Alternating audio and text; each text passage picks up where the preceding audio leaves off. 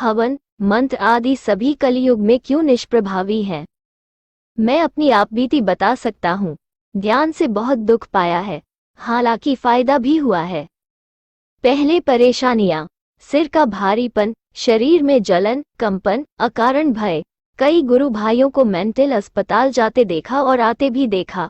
अनमनसिकता, कमजोर दिमाग। अच्छी बातें, मैं शरीर नहीं आत्मा हूँ। ये स्थायी ज्ञान, भविष्य की घटनाएं मालूम हो जाना, संसार में आसक्ति कम। परंतु ये सब मेरे दिवंगत दादाजी और पिताजी ने बिना किसी परेशानी के हासिल किया। साथ ही भगवान के दर्शन भी खूब किए और आनंद उठाया, केवल नाम जप से।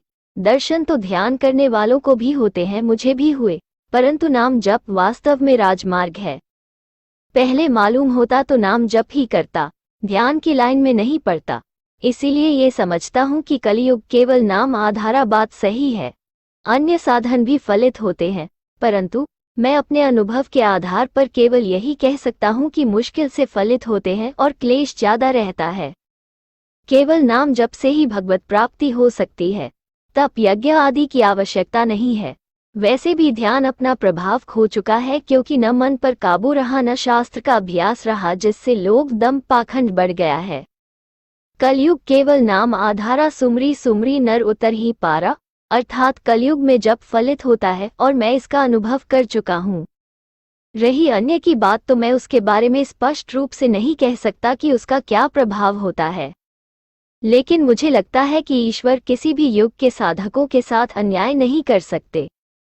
संपादन, साधना के पथ पर विश्वास का होना जरूरी है और कलयुग में लोगों को ईश्वर पर विश्वास नहीं।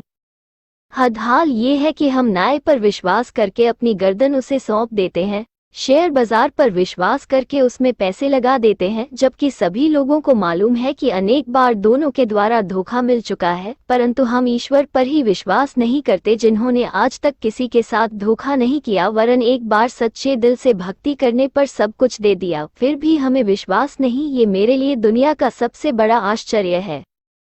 सतयुग से आज तक उनकी कृपा में कोई भी अंतर नहीं आया है और अंतर आ भी नहीं सकता, क्योंकि वही एकमात्र शाश्वत सत्य है। जहाँ तक कलयुग में जप, तप, ध्यान का प्रश्न है, इस विषय पर विद्वानों में मतभेद है। कुछ लोग सिर्फ जप को प्रभावी मानते हैं, जबकि अन्य लोग सारी विधियों का उपयोग करते हैं। गुरु के द्वारा प्राप्त मंत्र चेतन मंत्र कहलाता है। ये जल्दी ही अपना प्रभाव दिखलाता है, लेकिन शिव अथवा शक्ति को अपना गुरु मानकर उनकी आज्ञा और आशीर्वाद लेकर कोई भी सात्विक मंत्र का जप किया जा सकता है। आप बिल्कुल विश्वास कीजिए, ये अकाट्य सत्य है कि शिव, शक्ति और कृष्ण से अधिक अच्छे गुरु किसी भी लोक में संभव नहीं। किसी भी मंत्र की पुनरावृत्ति से वो अवचेतन मस्तिष्क में चला जाता है और इस मस्तिष्क की ताकत को विज्ञान भी अच्छी तरह मानता है। इसलिए धार्मिक और वैज्ञानिक दोनों ही दृष्टिकोण से जप करना लाभदायक है। इससे लाभ प्राप्त करने में समय लगेगा, परंतु लाभ अवश्य होगा। सिर्फ और सिर्फ सात्विक मंत्र का जप करें, अन्यथा हानि भी हो सकती है। निष्प्रभावी या प्रभावी होना अलग अलग व्यक्तियों के समान नहीं हो सकता है, किंतु निष्प्रभावी नहीं।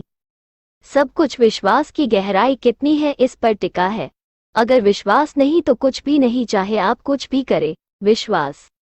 कितने ही गुरु है व लोग हैं जिन्होंने ध्यान धारणा में अलौकिक अनुभव की प्राप्ति की है। आज कलियुग में भी ऐसे पूजनीय व्यक्ति है जो अपने गुरु या इष्ट देव के आशीर्वाद से सामाजिक जिम्मेदारियों को निभाते हुए में हुए भी अद्भुत एवं अलौकिक आध्यात्मिक उपलब्धियों की प्राप्ति कर चुके हैं। अतः ये हम कदापि नहीं कह सकते कि जप तप मंत्र का प्रभाव कलियुग में नहीं होता। यद्यपि विश्वास व आस्था में कमी अवश्य कुछ स्तर पर परिलक्षित होती है। महर्षि व्यास जी द्वारा कथित एक और तथ्य की ओर ध्यान आकर्षित करना चाहूंगा। जो फल सतयुग में 10 वर्ष के जप तप, पूजा पाठ और ब्रह्मचर्य पालन से मिलता है, वही फल त्रेता युग में मात्र 1 वर्ष और द्वापर युग में 1 महीना, जबकि कलियुग में केवल 1 दिन में मिल जाता है। सतयुग में जिस फल के लिए ध्यान, त्रेता में यज्ञ और द्वापर में देवी देवताओं के निमित्त हवन पूजन करना पड़ता है, कलियुग में उसके लिए केवल श्री कृष्णा का नाम जप ही पर्याप्त है। कम समय और कम प्रयास में सबसे अधिक पुण्य लाभ के अर्जन के कारण कलियुग ही सबसे श्रेष्ठ है। इसलिए जब तप पूजा पाठ नाम जाप चाहे जो कीजिए, मगर श्रद्धा और पूर्ण विश्वास से कीजिए, जिससे आपके जप में अनोखी ऊर्जा का समावेश होगा और आपको इसका अनुभव भी प्राप्त होगा।